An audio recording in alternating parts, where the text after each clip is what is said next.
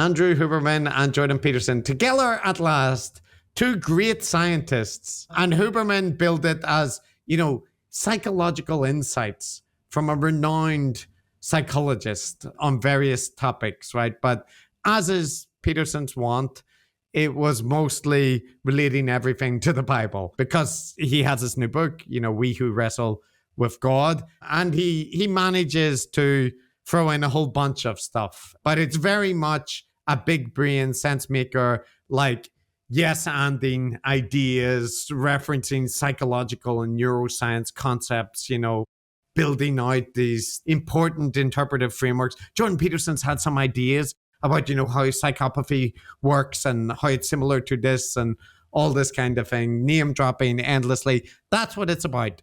But there were a few little components that I thought I would highlight for you, Matt, from that conversation. 3.5 hours, I listened to it. I suffered, much like Jesus on the cross, and I come back with the good news. So you're a sick puppy, but thank you. I am. So Huberman, like many before him, is making the Christian pivot, right? So let's hear some of that. Yeah, I pray before every podcast. I pray before going to sleep each night. I've been doing this for about for a little over a year. I always quietly, secretly. Why did you decide to do that? My coming to the whole notion of prayer and God, et cetera, was complicated in the backdrop in the sense that I always secretly prayed. Always secretly prayed. And then about a year and a half ago, a guy that works on my security team started talking to me about the Bible. We started talking about God, and it made sense. I started reading the Bible. I'm not through it yet. And I started praying. And I had a number of experiences as a consequence of praying, clearly as a consequence of prayer, that made me realize that prayer doesn't give me a capacity of any sort. It just allows certain things that I believe are inside of me to come out, and for me proper prayer establishes aim. Yes, well, that does sound familiar. It's very vague, though, isn't it? I don't mean to belittle Huberman's, newfound coming out of the closet and praying openly. He secretly prayed, Matt. He secretly prayed for a long time.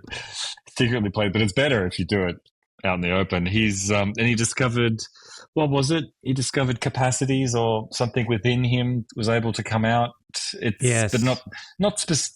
Does he get into specifics? He does a bit more, so I can play a little bit more on this. But so he was talking about, how prayer is allowing you to, yes, it's helping you to get focus and stuff, but it's letting something external, kind of actualize within you and orientate you. This is the difference between meditation and stuff, because there's a God. Right, there's a God that you're getting to, and Huberman being witness to. This is Christian evangelicalism working, right? His security guard witnessed to him, and now he's a good Christian. Taking a while to get through the Bible, like it's a big. There's a lot of books. There's a lot of books. That's okay. He's just a baby Christian. Especially the bits where someone begets someone else who begets someone else. That's a drag. Those bits. You can skip over those. You can get through the New Testament, I think, really quickly. But anyway, before I get to a bit more about like him outlining that, Jordan has some thoughts that are sparked by this about, the importance of prayer. And Matt, have you considered that before people could think that they were able to pray?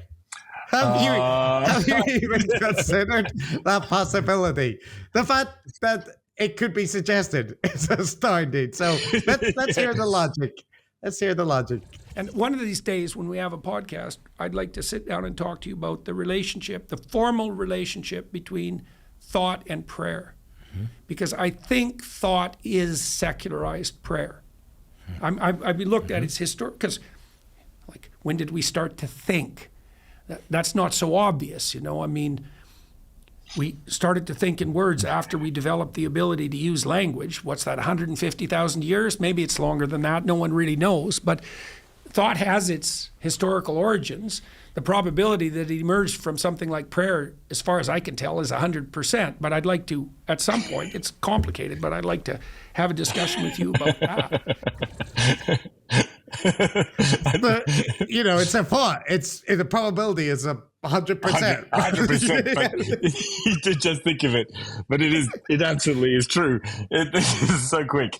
Wait, just let me. I just need to process this a little bit. It's a high level idea, Matt. Your brain is in recovery mode from that high level idea. So it might seem on the face of it, just while I'll help you along just a bit, that doesn't make any sense, because obviously people could think before they could pray, because there's lots of thoughts, including in non-human species, and there's not so much prayer going on outside the human lineage. But for Jordan, no, it's 100% certain that prayer came first, then thought. Yeah, but this is perfect, because this fits with his crazy theories, where like the word is the word of God, right? Yes, and that's the foundation of everything. That's the foundation of everything. So it's secularized prayer. So it all starts off with communing, in a pre-linguistic, pre-thinking state. You're communing with God, and then you can articulate it a bit better, and it's sort of the words are coming, or the meanings and everything are coming from God, and then you can, kind of use that elsewhere in the world. And then obviously the sickness that's going on with secular society is that we've detached thought from God, where actually God should just be front and center of every single thing that we say and think and write. Yeah, I get it. That's mad. That's so mad. Yes, that's a little bit mad. But so you wondered, you wanted to hear more from Huberman about religion. Yeah, how's his? Yeah, I'd like to know about just the details of the prayer and how it's helping him. Maybe this clip has a little bit of that. Let's hear.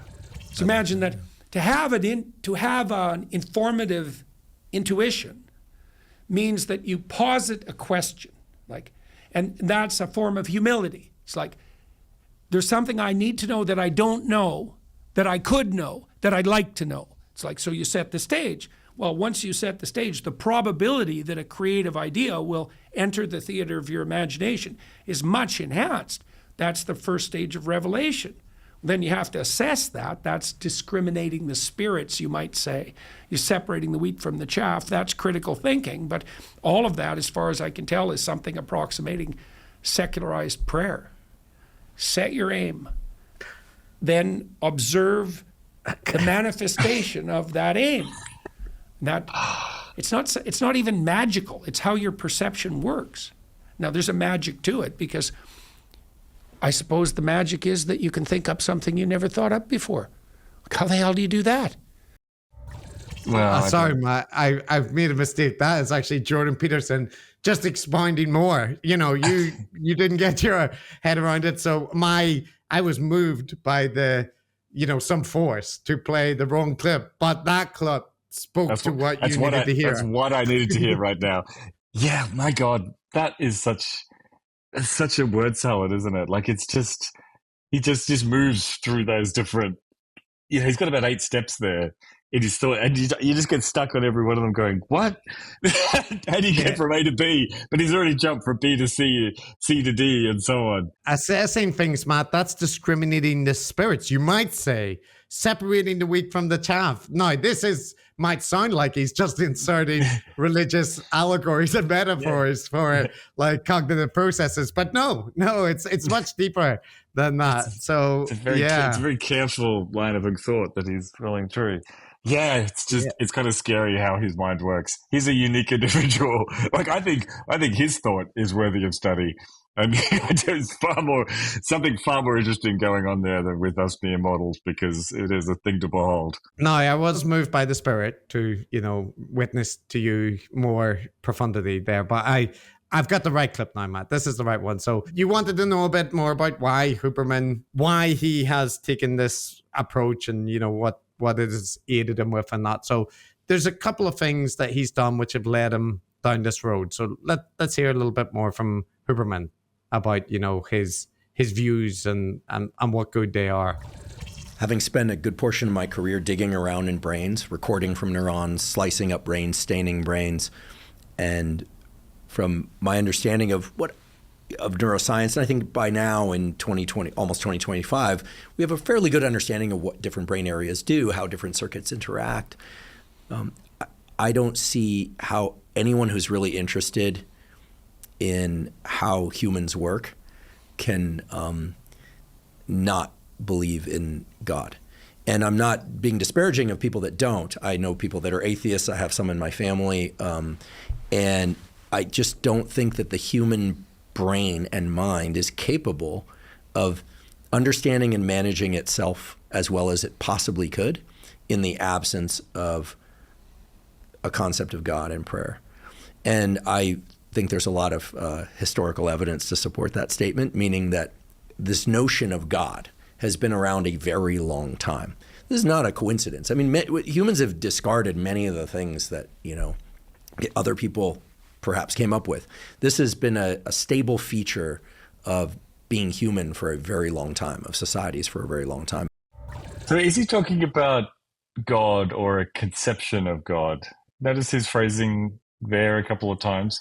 I mean, first of all, I completely dispute what he's saying there. I also know a fair bit about the different parts of the brain, how they interact, the current state of neurophysiology. Generally, nothing about what I've read and taught has made me think, oh, okay, this doesn't explain how humans can do anything. There has to be not God, but a conception of God. That's got to make it all tick. I mean, how did he get from A to B there? Well, the bit that I like about it is essentially this is intelligent design, right? This is essentially a version of irreducible complexity, or this kind of argument saying the brain and the mind is so complex that like only a designer or some, kind of unifying intelligence that made this all tick can possibly explain it, right?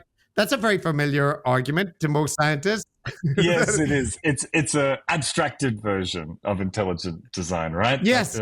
Like the more concrete version, of course, is that, oh, look, the brain's very complicated. There's no way this could have evolved by chance and natural selection, had to have been designed. But this is slightly abstracted. It's that, okay, the brain's very complex. There's all these different moving parts. Yet I don't see how people could have the some potential or some concept of themselves or whatever without a concept of God. Like that's just like, it's like intelligent design, but just raised to a level of obfuscation. But it is as stupid as intelligent design. Like it's just saying, I found this all complicated, ergo God. And no, actually there is an answer to this, Andrew, and it's called evolutionary processes, right? And The Blind Watchmaker, maybe you should read it by, Dawkins. That makes a good case, as do many other evolutionary thinkers, for how things can have the appearance of irreducible complexity, but actually it can be a process of natural evolution, right? It's like an argument from incredulity. Yeah. It's a form of that as well, which is that, look, it's all very complicated. Can you really think that simply, these assemblies of neurons firing, axons and dendrites connected together and neurotransmitters, could that really be responsible for human consciousness and awareness and our higher feelings? Come on. Like that's the argument from incredulity. And his secondary argument was almost as good. Lots of humans throughout history have believed in supernatural spirits or gods. They must have been onto something. A familiar argument. Humans have believed in a lot of things for a long time, right? Including different theories about how illnesses came and still Chris, hold on to. No, Chris, humans have never believed untrue things. Don't be silly. No, not when they've been around for a long time. This is the hyper-adaptionist kind of Brett Weinstein view of things. If there's a traditional thing that people have traditionally believed, there's got to be something to it. Many different cultures around the world have various traditions of bleeding, right? Like when people are ill, leaching blood from them. And if that was not helpful, do you think that would have persisted for centuries or appeared in different cultures, like draining blood from ill people? No, it's got to be serving some functional purpose, Chris. I definitely agree. What people will do usually in that case is they'll point to like specific examples where if you have an illness, that there's some very specific examples where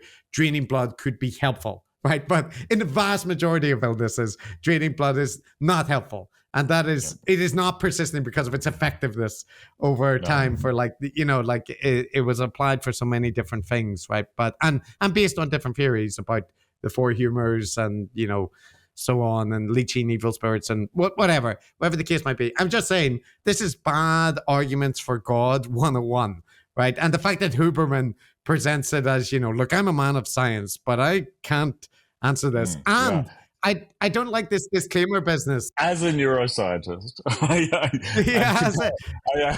feel it's like 7 out of 10 dentists recommend Dentadine. Well, he also did that thing where he says, I don't see how anybody who's like really interested in the mind or how things work cannot believe in God. Like, I don't see it. And then he's like, well, I'm not disparaging. No. And they're like, well, you just said though, that you don't understand how like any intelligent person that appropriately understood how things work, how they couldn't infer the existence of like divinity. And that is disparaging, Mr. Huberman, because I can imagine how you took those things to be signs of divinity and believing in God.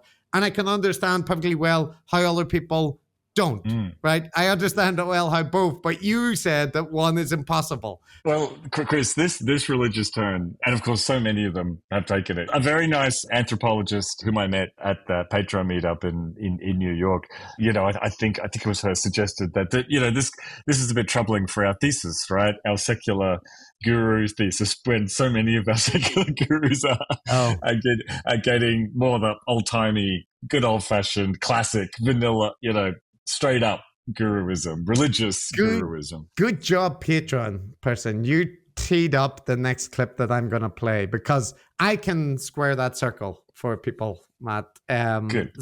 Good. There is an explanation, right? But let me play this clip and then I'll provide it for you.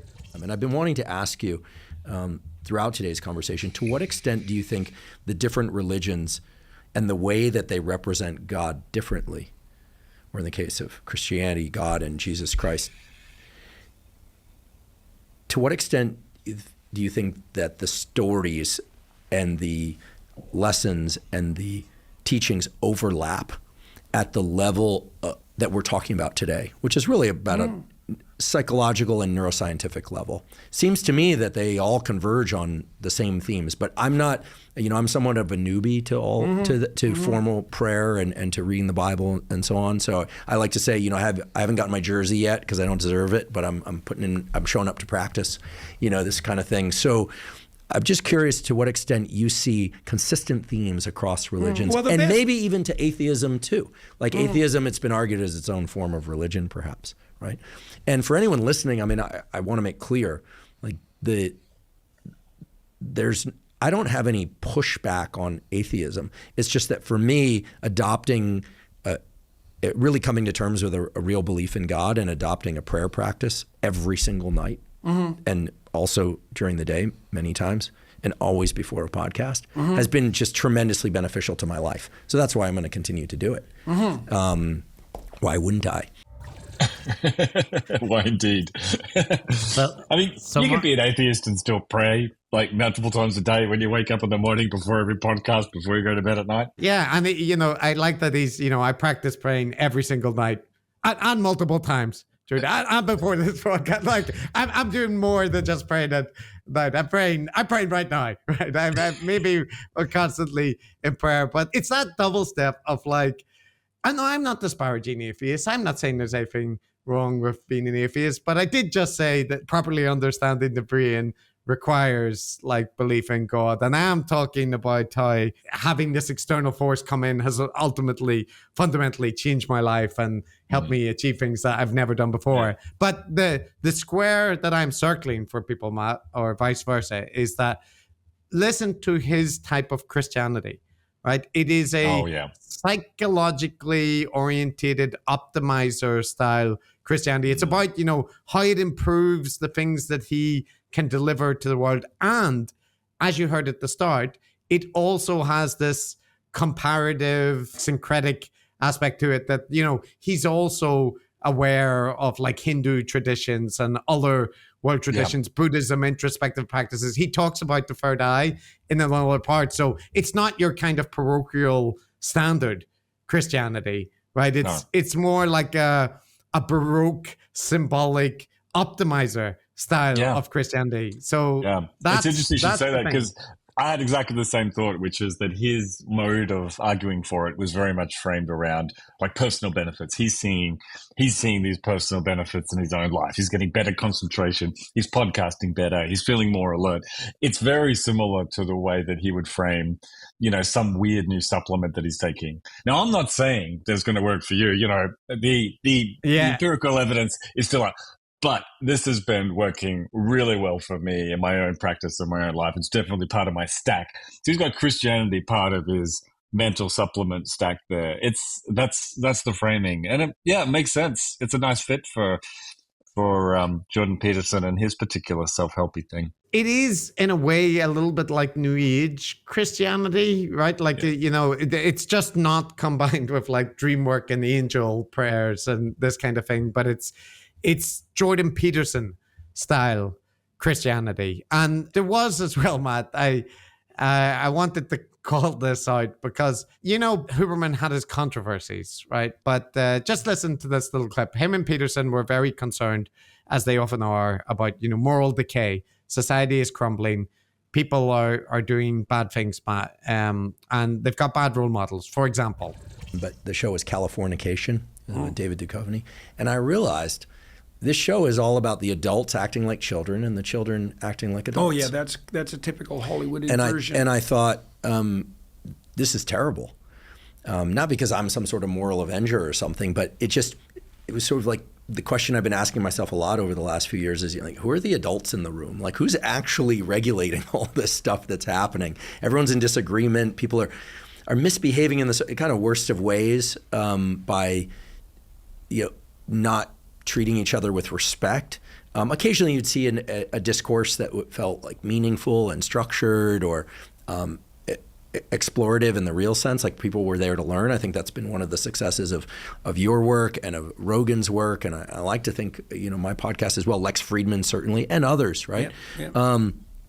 Sometimes people use comedy, sometimes people use neuroscience as a probe, but in any case.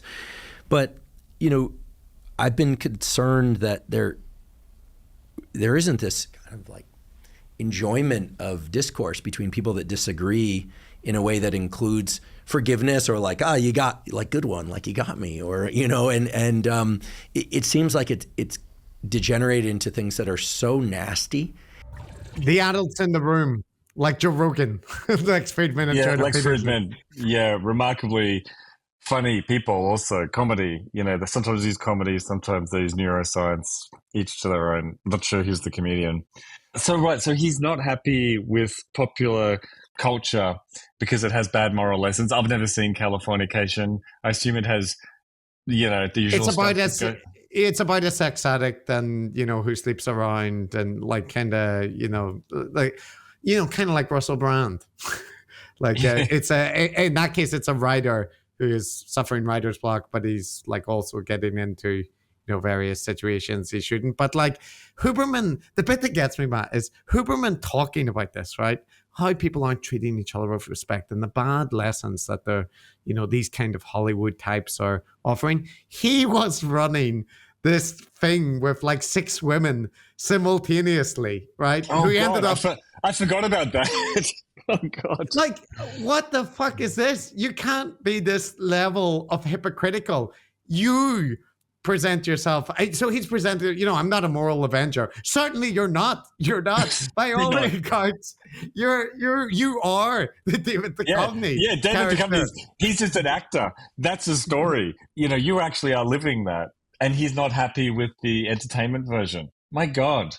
It's so hypocritical. Or this notion that, people aren't able to disagree anymore, Matt, in, reasonable ways. I'm so sick of hearing that. But Jordan Peterson, do you remember any time that he's challenged? He still vividly recalls every interview that he's done where someone has dared to ask him a challenging question, right? Helen Lewis, I'd be surprised if he doesn't have a dartboard with her face on it. And I know. When Destiny pushed back against him, he went to the meltdown and he said afterwards that like Destiny was so full of like the, possessed by the demon of whatever, like confrontation or whatever, that he doesn't think it's useful to have those conversations. So like they cannot have it both ways. No. Oh, it's so annoying.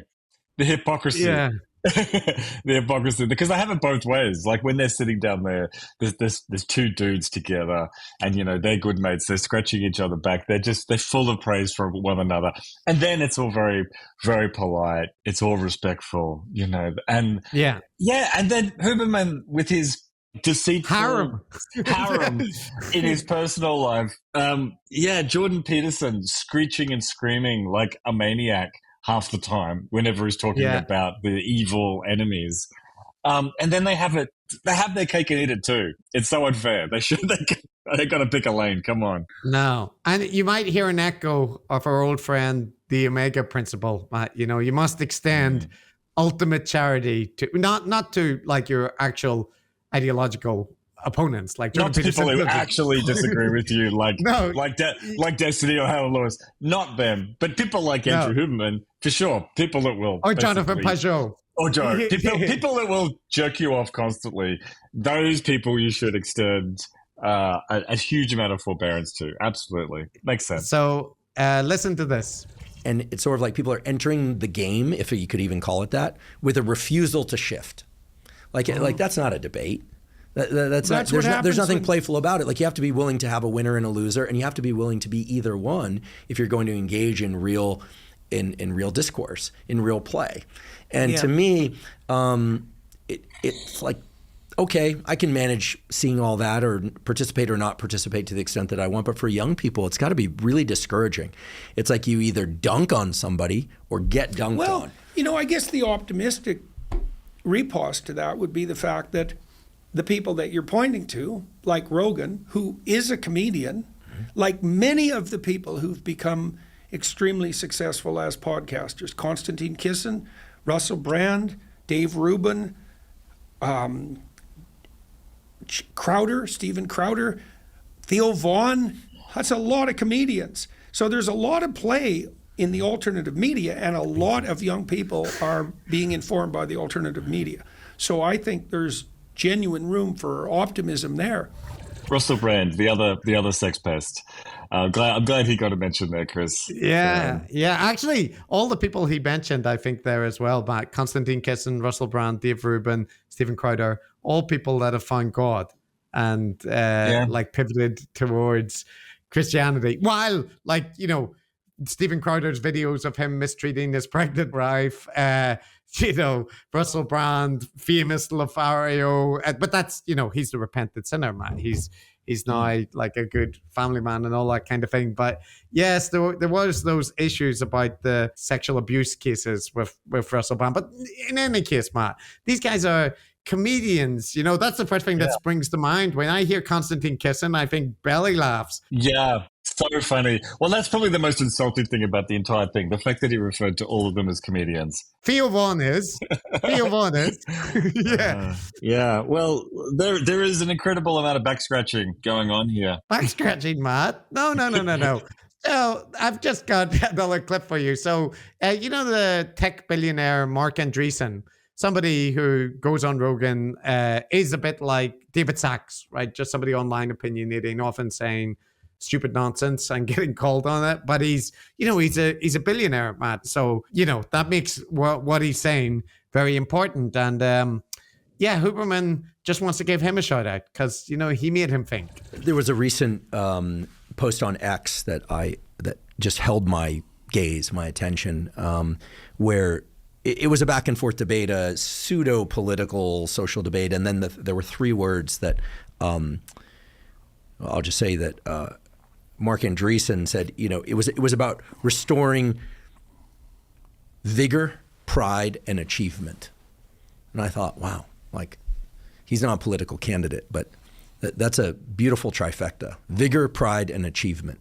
To celebrate those, and I put that next to the deep pleasure in generative action at a distance, a technological development, the rockets, and there are other I think generative that's exactly achievements, the theme of the story of Abraham.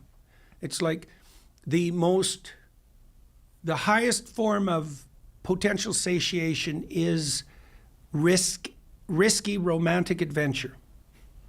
It's not satiation. Vigor, what was it? Pride and achievement. Vigor, pride, and achievement in a Christian nation. It could be. They should add Mullerland. What? Let's go straight. Let's go straight for fatherland there, Chris. Why not? Yeah. God damn. And again, Matt, the fucking sense maker worship of words, right? He said 3 words that just got me spinning. Yeah, he I was like, he doesn't just read a tweet. He beheld a tweet, but held his gaze. Something, yeah, he stopped. He was walking across the room, and what the hell is that?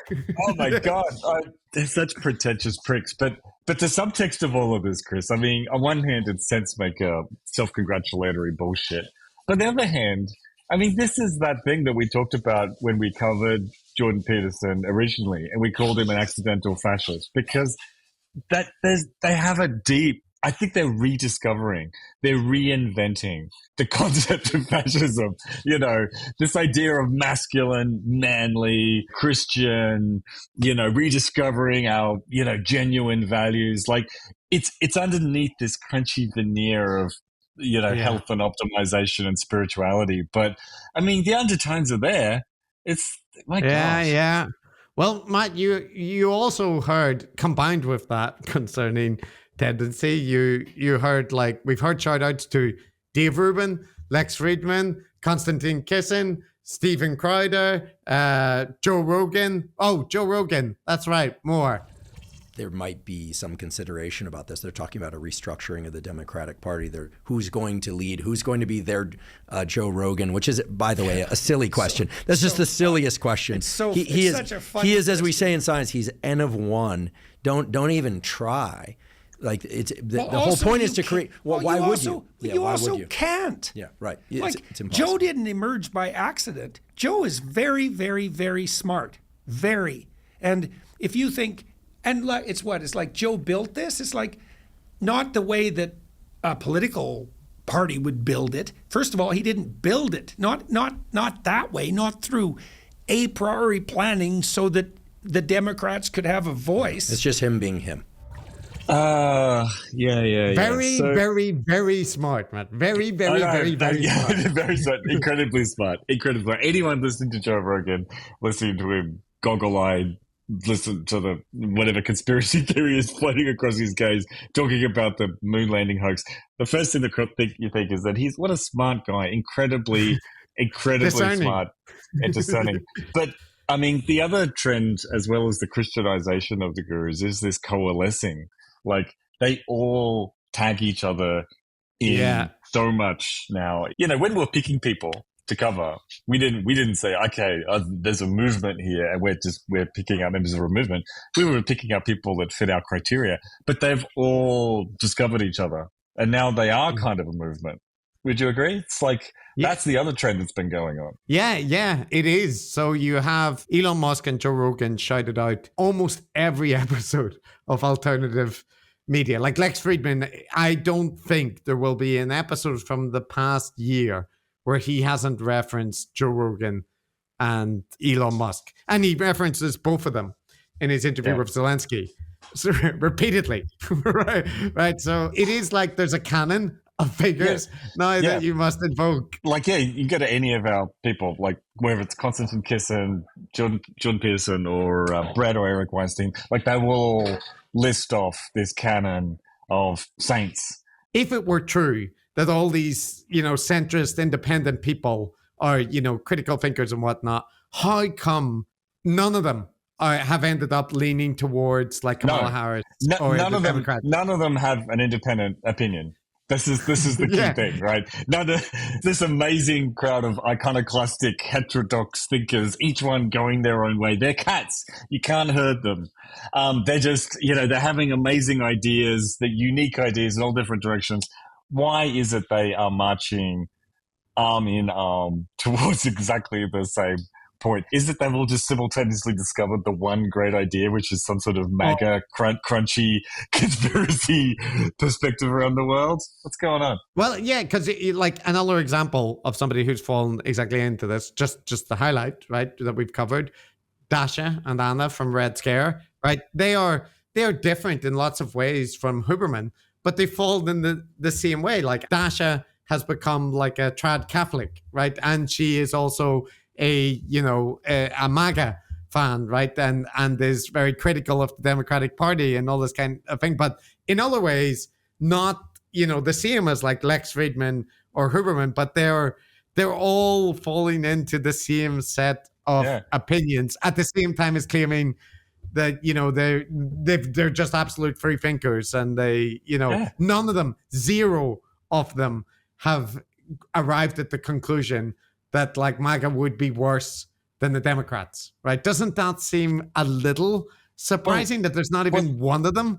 But that's just one example. Like 0% of them has figured out that vaccines are good, actually.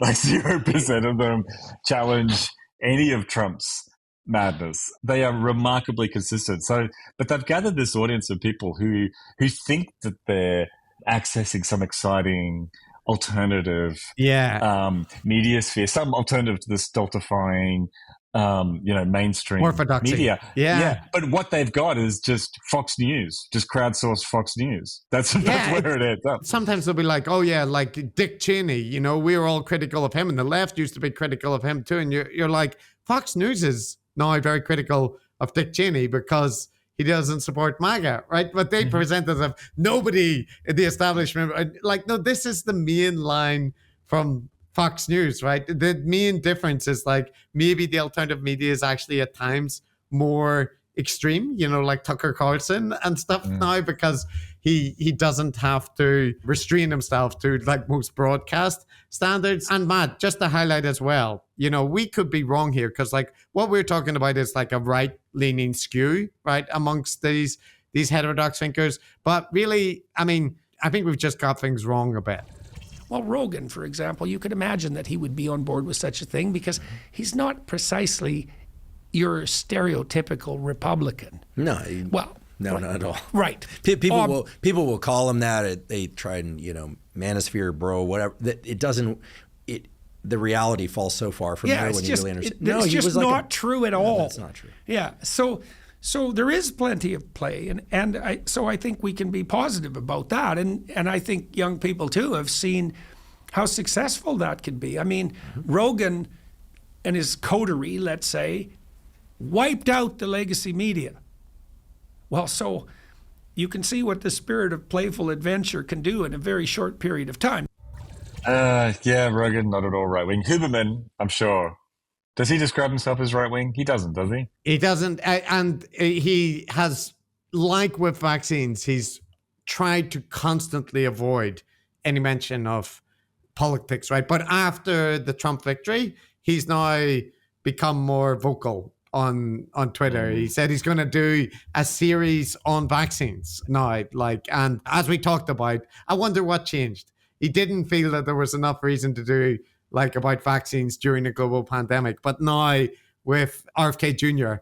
as the health czar, whatever he is, it's a good time to do about vaccines. And Huberman has also tweeted out before about that he bumps into RFK Jr. when he's been working out, and he finds him a fascinating, really interesting guy. Just the kind of normal views that scientists have. And he's been tweeting about, the opportunities to reform the scientific system through this new Trump administration. So I would predict that you'll see Huberman increasingly. Before, I don't think he would have had on Peterson about 2 years ago, because it would have been too political, too political. Yeah. Well, actually, you just reminded me. Do you remember earlier on he said, as we scientists say, Joe Rogan is an N of one.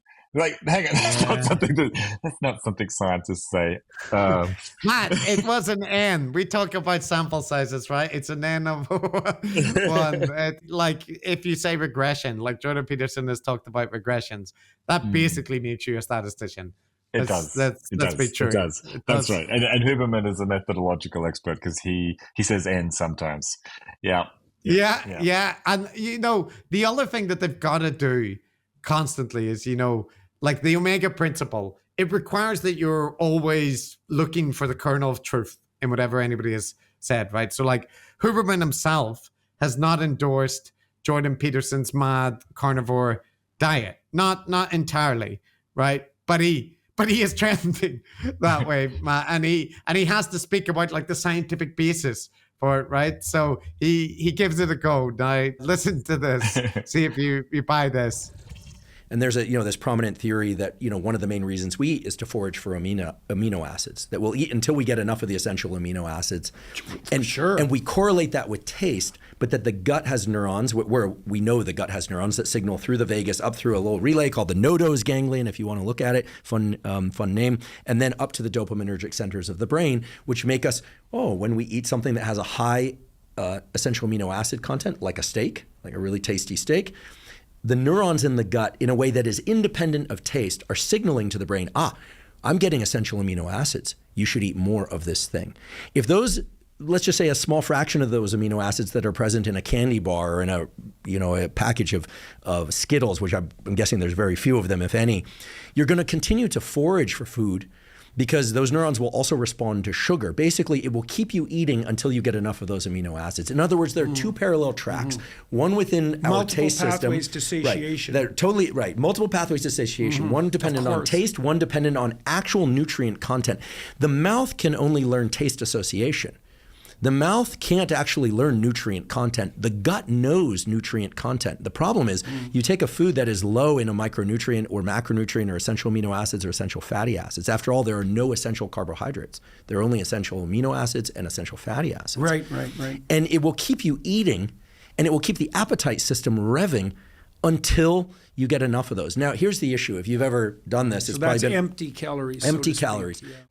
Okay, so he's working towards amino acids and therefore meat. Yeah, well, so he wants to say that, like, if you eat, he kind of does it wrong there because he says that you get a signal, your brain says, like, you need to eat more of this if you eat a tasty steak, right? So that would suggest that, like, you're going to overgorge. But what he wants to say is, like, the neurons in your stomach are sensing, there were lots of amino acids in that. I can stop eating now because I've got enough amino acids. It's perfectly calibrated. But if you're eating Skittles, you're going to just keep foraging. You're just going to keep foraging for more and more Skittles because it's not going to satiate you. So someone like Jordan or the carnivores, right, they are onto something here, Matt, because they've worked out, the best kind of food to send you the right signals. And so actually what Jordan is doing is like high level neurobiology, with its highly restrictive diet. So this thing from Huberman, was that in response to Jordan Peterson talking about meat, or was it all a bit implied or inferred? Well, it goes on. So let's see, you be the judge. Here's them talking explicitly about steaks. Right, and I would venture in a very different domain that if you were to eat your steak slathered in barbecue sauce for a couple of weeks, going back to the way that you eat them now, which, by the way, this is a great opportunity to educate people about something that you taught me when we had dinner last, which is that if you're going to order a steak, order a Pittsburgh char. The char on the outside is incredibly tasty. We love that, the umami taste. Is that we should have a devoted taste receptor to that. It's complex. Yeah. So, and if they don't know what a Pittsburgh char is, then maybe you're in the wrong restaurant or you need to educate them. But incredibly satiating, delicious, right? But if you were to slather those steaks in a bunch of things, I would suspect that after a while, your plain steaks wouldn't taste as good. Oh, certainly. But the way to make them taste good again would be to eat them plain for a period of time in which the stuff, all the condiments, et cetera, would start to become aversive. I do believe that when we return to the sort of most naturally satisfying mode of engaging with these circuits, here we're talking about food and sex in parallel, that they become especially satiating. And I think that, in hearing from all these people that are addicted to pornography. I can imagine where it goes from there. You need to have properly satiating sex, like Huberman does, presumably with you might need his a lot of victims. partners. Yeah, and also tomato steaks. No sauce, no condiments. not even It's salt. just going to ruin them. You have to get back to the raw. This is paleo diet stuff, right? You don't want the sauces. You don't want any of that stuff. You just want it cooked on a fire like a caveman. But presumably Huberman's still down with the vegetables and some carbohydrates. He's not all in on the meat. Not yet. But your gut brain will detect what was the kind of char grill that he talked about there? The one that you will the Pittsburgh char. Only like real steak aficionados, right, will understand that. And Matt, just to say, like Jordan Peterson as well, somebody that I believe exists, like he describes it as like that he eats steaks, high quality toothpicks and sparkling water. That's his diet. Like, I don't know if he goes beyond that, but do you remember him talking about his diet himself, Jordan Peterson? He was talking about it as being hell on earth. Like he just couldn't face eating any more ruminant flesh. Like it was just, but he had to do it because he had this thing, He's got autoimmune issues, but and also.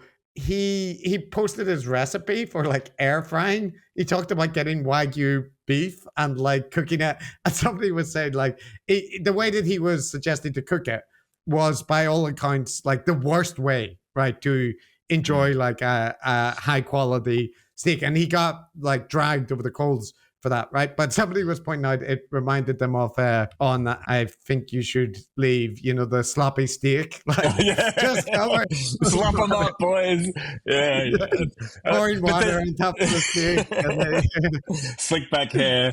But, there's a big inconsistency there because Jordan Peterson, the way he describes his meat diet, it doesn't sound good. He was almost crying when he was describing it, but now he's nodding along to Huberman saying, no, this is like eating just steak by itself, nothing else, nothing, it's actually better. It tastes better. It's better. It's fully satiating. You really enjoy it. It's the best way. And, Peterson's going, yeah, this sounds good. So I don't know, maybe Peterson's enjoying his meat-only diet more now. I don't know. Yeah. Well, that's so you can't be saying anything like negative or disagreement. That would be the evil spirit. So yes, anding is the order of the day here, and consistency or logical coherence. It doesn't matter, right? What is secularized prayer? It could be. It's 100% certain. Anything goes at this point. Well, Chris, if we ever do detect any dissent going on between these characters, then we know who's to blame, don't we? Brett knows. That's right. Leviathan has got his thumb on the scales trying to cause dissent to distract people away from making America healthy again or something. Yeah, so there's also a claim that Peterson makes that like left-wing people won't talk to them, right? Like one response to that is, I wonder why. I wonder why, given how unhinged your rants are about even mild liberalism, But on the other side of that is that, as we talked about, he just has a long grievance-mongering litany of people that have mistreated him, right? Left-wing people. He presents Helen Lewis like, the incarnation of the evil, like most extreme form of the left. And you're like, no, she's like a center-left person. So just suppose that they really want to engage with like left-wing people, but it's only, the right-wing Nigel Farage types and Tommy Robinson that actually seem to want the appeal of them. I don't know if I buy that, but in any case, here's how this interview ends, with self-indulgent praise of how much people like you and shout-outs to some other people in the guru sphere. And there isn't anything better that can happen to you than to travel around the world and have perfect strangers come up to you as friends and tell you that their lives are far better than they would have been because of their efforts and because of their encounter with what you've been doing. Like if you could pray for anything to happen to you, there is not a possibility that you could come up with a better wish than that. And so it's great. It's great. And it's fascinating to explore its continuation and to observe the consequences. And it's a privilege to be in it. It's an immense, what would you say? It's unspeakably immense privilege to be in that position. And it's so great to see people like you and Friedman and Chris Williamson and all these other podcasters who are pursuing the same vision and so successfully, and to see the massive effect that's having on people. That's such a good deal. So, and I do believe it's the sort of thing that's in a deeply personalized way available to anyone who follows their calling and conscience. Wow. Yep. Yeah. Well, yeah. Did people tell you, Matt, when they met you, that their life was dramatically better because of coming across you, and that, you know, you fundamentally changed them as a human? That would be overstating it. Definitely. They said some nice things, but not that much. But Jordan there, I mean, I'm sure he's speaking his truth, as they say here in California, because I'm sure he does experience that, right? He'd be, Huberman too. I'm sure they get swamped by people telling them that they've changed their lives. So, you know, I can't really tick him off for that. No, but it's just the self-congratulation and the fact that, like, it's not just presented as it's nice to receive positive feedback. It's presented as we are transforming the world. We have taken over from legacy media. And don't forget, Matt, he presented that as the X-Men superheroes. We're now in charge, right? Like, he views him, Friedman, Huberman and all, that they are the kind of, you know, Philosopher Kings. Yeah, they are Curtis Yarvin's aristocratic, the great and the good, that are transforming people's lives and transforming the world. Yeah. God, I hope they are that's proven wrong. I know you're feeling satiated. Your gut neurons have. My gut's telling me I've heard enough.